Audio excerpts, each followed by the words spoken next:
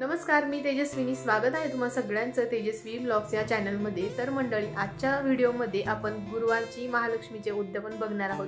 कारण आज आहे गुरुवार आणि मार्गशीर्ष महिन्यातला शेवटचा गुरुवार आहे. तर बऱ्याच घरांमध्ये आज महालक्ष्मी व्रताचे उद्यापन केले जाणार आहेत. तर मी कशा प्रकारे केले आहे ते तुम्ही पुढील व्हिडिओमध्ये बघणार आहात. तर व्हिडिओ शेवटपर्यंत बघा. तर इथे मी दूध तापवायला ठेवलेलं आहे आणि आमच्याकडे ना जसं बायका जेव्हा येतात तेव्हा उद्यापनाला दुधाचा नैवेद्य जो आपण ठेवतो, म्हणजे जी खीर वगैरे असेल तर ते थोडंफार प्रसाद म्हणून त्यांना दिलं जातं. तर आणि इकडे बाजूला मखाने जे आहेत ते छान रोस्ट करून घेत आहे, कारण आपण आज मखान्यांची खीर बनवत आहेत आणि नैवेद्याला आज आपण तीच ठेवणार आहे. तर आजच्या उद्यापनामध्ये खरंच मिस्टरांची खूप जास्त मदत झाली, कारण असं असतं ना, कधी कधी काही ना काहीतरी अडचणी येत असतात आणि त्यात जर घरात लहान मुलं असतील तर मग ते मुद्दामच ज्यावेळेस असं काही घरामध्ये स्पेशल काही असतं तर त्यावेळेस मुद्दाम जास्त त्रास देतात, का कुणास ठाऊक असं का करतात. पण यावेळेस माऊसुद्धा खूप जास्त चिडचिड करत होती आणि त्याचमुळे मग आजचं उद्यापन थोडं साध्या पद्धतीने केलं, पण तरीसुद्धा खूप छान पद्धतीने पार पडलं. ते तुम्ही पुढील व्हिडिओमध्ये बघणारच आहात. तर मखानांची खीर बनवण्यासाठी इथे मी दूध आटवून घेतलं, त्यामध्ये काजू, बदाम, मनुके आणि ड्रायफ्रूट्स जे आपल्याला हवे असतील ते सर्व त्यामध्ये टाकून घेतले आणि थोडीशी केशर टाकली. त्यानंतर मखाने एकदम छान क्रिस्पी असे रोस्ट करून घेतले आणि ते त्या दुधामध्ये टाकले आणि दूध अजून थोडा वेळ आपण आटवून घेणार आहोत. तसेच यामध्ये मी चवीनुसार साखरसुद्धा टाकली आणि असं पद्धतीने आजची ही खीर मी बनवली होती. तर चला आता पुढे दरवाजामध्ये मस्त रांगोळी वगैरे काढून घेऊ आणि हळदीचं लेपन आणि बाकी सगळ्या गोष्टी मी सकाळी करून घेतल्या होत्या, त्यामुळे आता ते सगळं नाही, कारण संध्याकाळी आजची पूजा मांडायला घेतली आणि आज खरंच खूप जास्त धावपळ झाली.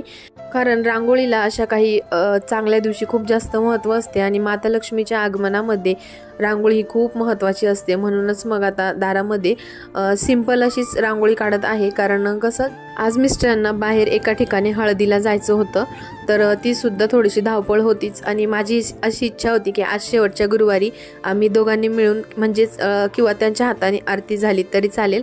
तर म्हणूनच माझी आज थोडीशी धावपळ झाली आणि ड्युटीवरून आज लवकर आले होते त्याचसाठी आणि संध्याकाळी चहाच्या दरम्यान मग पूजा मांडायला घेतली, म्हणजे 7 वाजेपर्यंत संपूर्ण उद्यापन पूर्ण होऊन जावं अशी माझी अपेक्षा होती. तर त्याचमुळे आज थोडंसं लवकर आवरण्याचा प्रयत्न करत आहे. या मार्गशीर्ष महिन्यामध्ये संपूर्ण 4 गुरुवार पडले, तर 3ही गुरुवार निर्विघ्नपणे व्यवस्थित असे पार पडले आणि हा आहे माझा शेवटचा गुरुवार.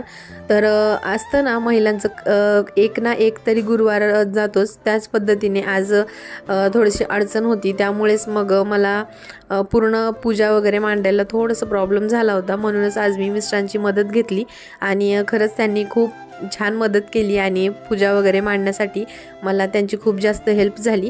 प्रत्येकाला वाटत असतं की मार्गशीर्ष महिन्यातल्या शेवटच्या गुरुवारीच आपलं उद्यापन पार पडावा, तर त्याच पद्धतीने आज माझं उद्यापन एकदम व्यवस्थित आणि छान असं पार पडलं. तर माझ्या मिस्टरांना हे देवपूजा, उपवास वगैरे अशा गोष्टींमध्ये त्यांचा अजिबात विश्वास नाही, कारण ते कर्मावर विश्वास ठेवणारे आहे. पण मी जे देवपूजा वगैरे करते त्यासाठी कधीही मला ते असं रोखत नाही आणि गरज पडली तर थोडेफार हेल्पसुद्धा त्यांची होते. आणि प्रत्येक वेळी काय होतं की असं काही स्पेशल असलं ना की मी बऱ्याच सेवा वगैरे करते आणि काही वेळा मेन जो दिवस असतो तर बऱ्याच वेळा असं होतं की त्यांच्या हाताने थोडं ना थोडं काही ना काहीतरी केलंच जातं.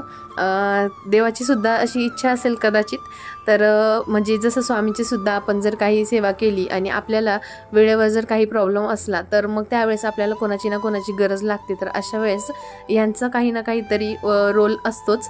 तर अशा पद्धतीने का होईना पण त्यांची सुद्धा छोटी मोठी सेवा अशी होत असते. तर चला, नवरा बायकोंचं असंच राहतं असतं की एकमेकांची सेवा जी असते, म्हणजे आपल्या दोघांचेही पुण्य जे असतात ते एकमेकांशी रिलेटेड असतात. तर चला, आता इथे आमची आरती वगैरे करून झाली आणि आता बऱ्याच घरांमध्ये मार्गशीर्ष महिन्यामध्ये कन्या भोजनसुद्धा केलं जातं किंवा मग ज्या आपल्या घरी लेडीज येतात त्यांनासुद्धा जेवण दिलं जातं. तर इथे मी आपल्या घरातली जी छोटी लक्ष्मी आहे तिला हळदी कुंकू लावून आणि तिच्या पाया पडल्या. तर तिला वेगळंच वाटत होतं की हे काय करते, तर ही प्रत्येक वेळा असं काही करत असलं की रडते आणि खरंच तिने आज दिवसभर खूप जास्त त्रास दिला. तर आता संपूर्ण पूजा आवरली आणि इथे बघा मखाण्यांची खीर एकदम सुंदर आणि खूप जास्त टेस्टी झाली होती। तर टेक्स्चरसुद्धा खूप छान आला आणि इथे संध्याकाळच्या टायमाला विष्णू सहस्त्रनाम हे घरामध्ये लावलेलं होतं, कारण आज शेवटचा गुरुवार आहे आणि माता लक्ष्मीचा वास सूक्ष्म स्वरूपात आपल्या घरामध्ये असतोच। म्हणूनच आज वेगवेगळ्या पद्धतीने घरामध्ये मंत्र स्तोत्र चालू होते आणि आपली पूजा जी आहे ती बघा अशा पद्धतीने मस्त अशी मांडली आणि सिंपलच आहे, पण तरीसुद्धा घरामधलं वातावरण इतकं प्रसन्न आणि छान वाटत होतं। आणि आज शेवटचा गुरुवार आहे, तर संपूर्ण गुरुवार निर्विघ्नपणे पार पडले ही खूप जास्त मोठी आनंदाची गोष्ट आहे। आणि अशी आहे आपली आजची पूजा। तर आता संपूर्ण पूजा झाल्यानंतर काही 4-5 लेडीज आहेत त्यांना मी बोलवलं होतं पूजेसाठी, कारण जसं मी तुम्हाला म्हणाले की लेडीज आहेत तर काही ना काहीतरी अडचणी असतातच, तर ज्यांना शक्य होतं त्यांना मी बोलवून घेतलं। आणि जसं तुम्ही व्हिडिओमध्ये बघत आहात की आम्ही ना कॉलनीमध्ये राहतो, तर आमचे बऱ्याच घरांमध्ये लहान मुलं आहेत, तर लहान मुलं असल्यावर असं सगळं करणं जमत नाही, त्यामुळे बऱ्याच लेडीज करत नाही, काही मोजक्याच आहे ज्या हे सगळे व्रत करतात। तर ज्यांना शक्य आहे त्या सगळ्या येऊन गेल्या आणि अशा पद्धतीने मी त्यांना उद्यापनाचे सर्व पोती वगैरे आणि त्यांची ओटी भरून घेतली।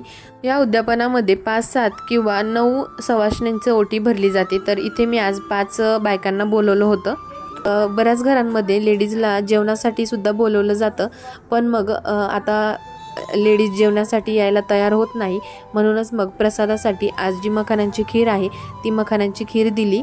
तर मखाण्यांच्या खिरीला आजच्या दिवशी खूप जास्त मान आहे, कारण मखाणे म्हणजे कमळाच्या बिया असतात, ज्या आपल्या सगळ्यांना माहीत आहे की माता लक्ष्मीला अतिशय प्रिय आहे। तर म्हणूनच आज मखाण्यांची खिरीचा नैवेद्य आपल्याकडून देवीला दाखवलेला आहे। तर मंडळी अशा पद्धतीने आजचं आपलं उद्यापन एकदम निर्विघ्नपणे आणि व्यवस्थित छान असं पार पडलेलं आहे। तर अपेक्षा आहे तुम्हाला आजचा व्हिडिओ आवडला असेल, आणि व्हिडिओ जर आवडला असेल तर व्हिडिओला लाईक करा, चॅनलला सबस्क्राईब करा आणि उद्या पुन्हा भेटूयात एका नवीन व्हिडिओ सोबत। तोपर्यंत बाय बाय।